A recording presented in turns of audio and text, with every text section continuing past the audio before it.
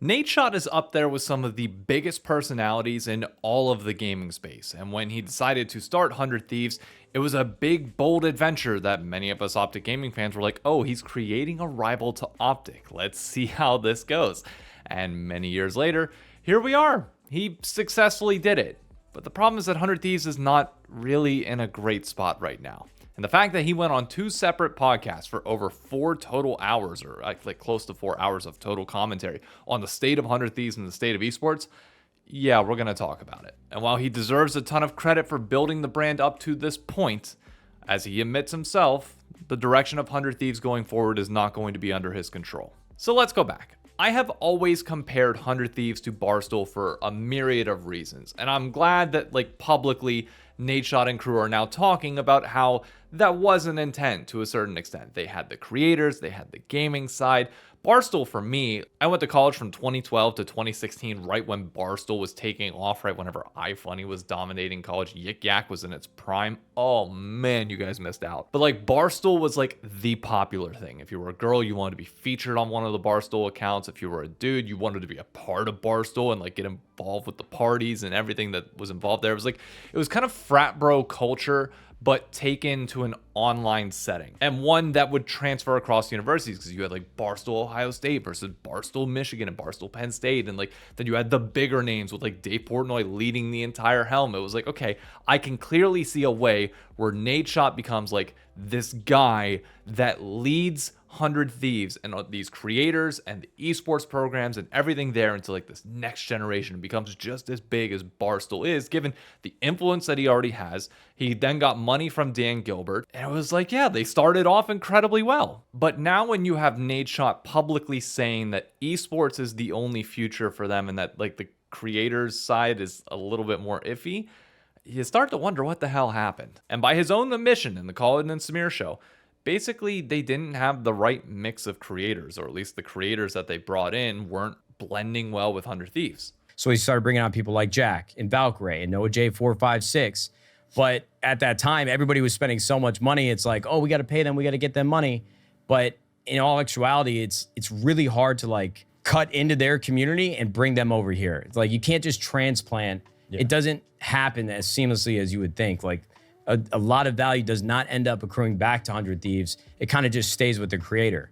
Now, he is mostly talking about creators of past, because on this channel before, we have talked about the new wave of creators that have come in, which, by the way, are finally getting some views. I'm recording this on Friday. I'm going to be on vacation, so not able to talk about this after the 100 Thieves sending off Nadeshot to Texas event with all the different live stream, including woes and some of the new creators that have joined 100 Thieves has happened. That is going to be the first time since they joined that we are seeing this massive org-wide creator scale type thing for 100 Thieves that actually does feel reminiscent of Barstool and feels like a proper way to use their creators in that way. So this section could obviously age a little bit differently, but for now at least, they were not utilizing them all that well. With Barstool, there are always events going on. You are always if somebody is signed to Barstool, they are incorporated into content immediately on the Barstool brands, on the various different individual channels. They are plastered all over the place, and that people are Barstool. And even some other smaller creators, well, I say smaller, but they're really not. You look at Jack Mack on TikTok. There are some people that you don't know that they're Barstool. They just naturally make content, but then you look through and it's okay, yeah, that kind of makes sense. And then they start appearing on Barstool content. It's a phenomenal formula that does work well if done right. But for 100 Thieves, apparently they just had issues where they could not get the individual creators communities to jump over to 100 Thieves. People would just stay fans of the individuals and never become a fan of the brand. They'd occasionally buy some apparel, but there wasn't this ride or die kind of fandom for it. And the honest to God truth is that there's not many people that are super diehard fans of Barstool. They like Barstool, but they like the individual creators. The difference is that when a creator gets too big for Barstool, because that does happen consistently, they then go on their way. I mean, the deal that everybody's talking about in the news right now is Call Her Daddy, signing with SiriusXM, leaving from Spotify after they had contract disputes with Barstool, but Alex smoothed it over with Dave Portnoy. They're good friends now. But she outgrew Barstool and went on her own because she had her own community that was never going to fully blend into Barstool. It was just Alex's fans.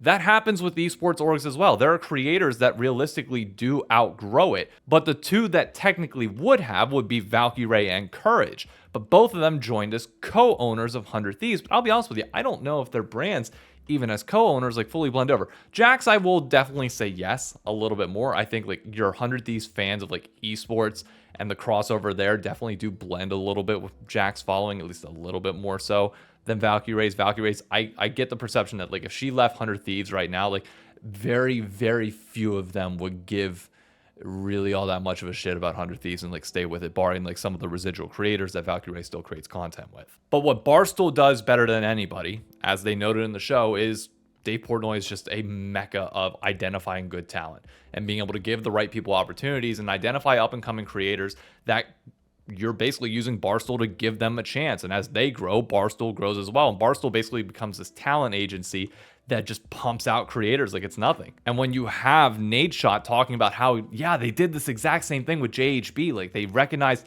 his talent and his awkwardness on camera, but the ability to kind of turn that into content.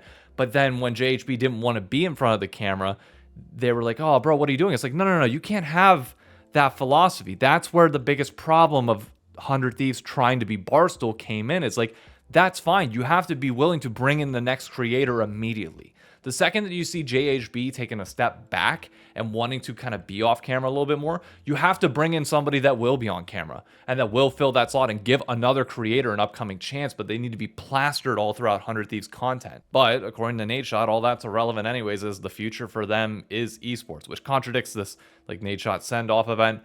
We'll see how the future actually beholds, because I'll be honest with you, the biggest takeaway from this entire thing is that Nadeshot just is like done. The unfortunate truth is 100 Thieves did go through multiple rounds of layoffs with Nadeshot in charge. He was in board meetings. He wasn't doing content creation as much. He was in charge of growing the business. And it's clearly taken a toll on him. My dude just like seemed checked out of esports and of 100 Thieves, of any sort of decision making for the company whatsoever, which is why at the end of the podcast, he notes that he is stepping down as CEO, which I'll be honest with you, I think is the best possible thing for 100 Thieves at the moment. By all means, I am, as a League of Legends fan that joined in a little bit later, wasn't there from the beginning, I'm appreciative of everything Nadeshot has done for 100 Thieves. Where they are at now is due to him, but he is not the guy. His mental state right now is not in the space where he can effectively make decisions that separate emotion from everything, that separate the toll that has been taken on him out from it. So you need to have somebody else come in. And luckily they've recognized that. And the question now becomes, is Nadeshot going to be able to be okay with the direction going forward? Because he has said on live streams and on other podcasts, like, you know, there were times where like he didn't agree with certain decisions being made. It's like, okay, you are stepping down from the day-to-day. You are removing yourself from that ability to criticize those decisions. You might be on the board, but you're not going to be able to be controlling everything anymore. You are relegating that responsibility, and you have to be publicly happy with that at all times. But there's one question and one statement that I'm left with as a result of all the news as of late. The question is, if Nadeshot is out here saying on these shows that esports is the future for 100 Thieves and the direction of the company moving forward is literally just to make it through this winter period and then come out strong on the other side and be a staple brand, why is 100 Thieves involved in the conversation to leave the LCS, and why has that been the case for a while now? We still don't know if they're leaving yet. We don't know if they're staying. We have no clue at all. But if your whole goal is to be a legacy brand in esports and you see yourself as that kind of entity going forward, you in theory wouldn't get rid of the one slot that you have that you can operate at a break-even basis. Like, that's the point that I think most people are missing. It's like, oh, you know, but you can get the cash payout. But it's like, okay, your goal is to be a legacy brand in esports. You have to be in as many games as possible. Team Liquid's getting into Call of Duty now as well. Cloud9 in Call of Duty. So if you're 100 Thieves, you're never going to be able to topple Optic. Optic already is that group. So what? You can't topple Sentinels and Valorant. So you're just going to be a two-trick team with like 2 FPS games, and then you already said that you don't want to go the content creator route. So if you are in esports and you're only in those 2 games and you gave up your league spot, you are not going to ever be a legacy esports org. You cannot be. You will be compared to Team Liquid and Cloud9 and Optic, all of whom are technically better at the things that you are in than you are, at least for the time being. So what's the deal?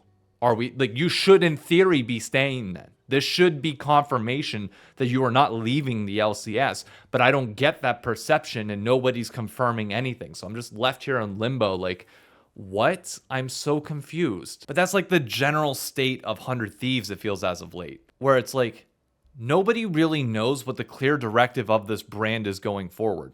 We talk about this comparison to Barstool, and Nadeshot mentions how, the future is esports, but it's like your actions aren't lining up with some of the words. Like, you need to be consistent. But if I'm confused and I'm sitting here evaluating all this shit on a day-to-day basis, I can't imagine how the general public feels when they hear some of these things in Dexerto's clipping saying, 100 of these wishes they never would have been in esports, and I have to correct that clipping because nobody has any clue what to think here. And like, when you're in the middle of like a brand identity crisis, you got to solve that. Like, there needs to be a clear directive going forward, and hopefully the new CEO can take care of that. But if there's one thing I want from the CEO, separately from what Matt feels right now, it is that I want them to be open to bringing in new content creators, because the truth is esports needs content creators to grow. They go hand in hand.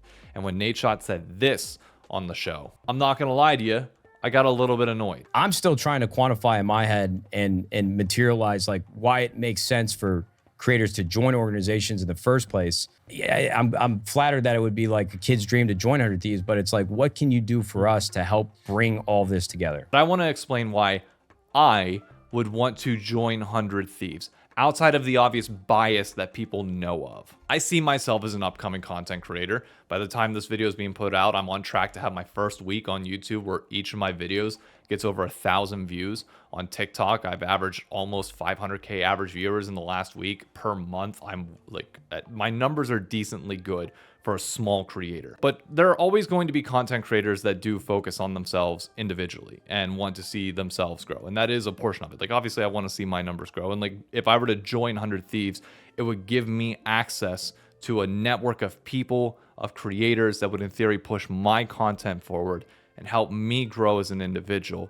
But ultimately, when you are a creator and you want to join these orgs, you should be able to sniff out on the org side whether somebody's just doing it selfishly for like the title of 100 Thieves, or somebody that literally lives and breathes the brand. Because the reason why I would want to join is because I believe I plug a hole that 100 Thieves has at the moment, which is there are no content creators on the roster that genuinely care about League of Legends and one of the pillars of 100 Thieves branding. And assuming that the LCS org is kept, or the LCS portion of the org is kept, you need somebody that can help grow its content, because the players aren't doing that. When the players aren't willing to be on camera all that much, that's fine, but you then need a through line, which is what I can provide. I can promise that the Rendezvous, which is currently on my channel, goes over to the 100 Thieves channel every single week. So there's at least one video every single week that we can guarantee will be out on the 100 Thieves League channel, in addition to the voice comms videos that people are already used to. On top of that, I can start blending my way into the general 100 Thieves creator scheme and just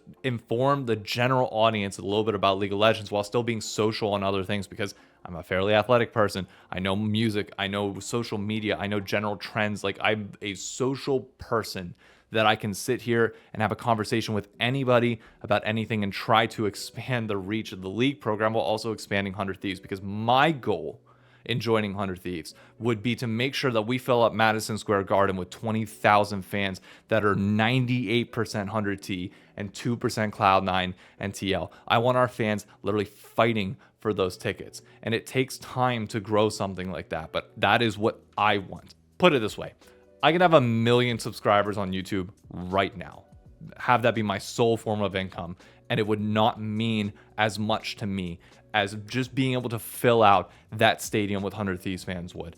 I find enjoyment. My peak moments in life are seeing others happy, seeing others live experiences that they will never forget for the rest of their lives. I've been lucky enough to have grown up in a sports family and been able to have access to many different sporting events like the Pittsburgh Steelers, like the Penguins, going to LCS finals, going to Worlds events where like you live in that moment. It's like everybody deserves a chance to experience that. But more importantly, every single person deserves a chance to experience that as a fan of your team, because even that is a different atmosphere than just attending an event on its own. That's what I want to drive for 100 Thieves. So when Nadeshot sits here and says, why would any creator ever want to do this? Maybe because we believe in your brand more than you do at the moment right now. And that's when you know it's time to hand the reins over to the next person and try and bring in new creators that do have that faith. Because even if you might have lost it, we didn't.